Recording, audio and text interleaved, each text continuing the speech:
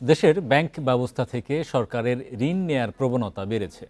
চলতি অর্থবছর এখন পর্যন্ত ৩৮,৫১০ কোটি টাকার ঋণ নিয়েছে সরকার।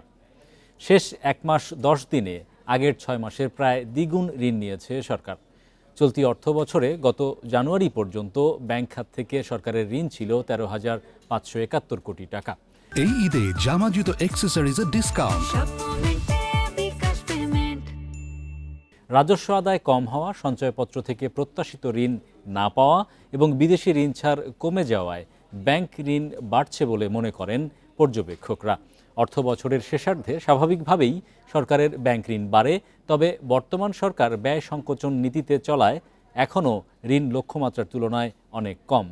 ক্ষমতাচ্যুত আওয়ামী লীগ সরকারের দেয়া বাজেটে ব্যাংক থেকে ১,৩৭,৫০০ কোটি টাকা ঋণের লক্ষ্যমাত্রা নির্ধারণ করা হয়।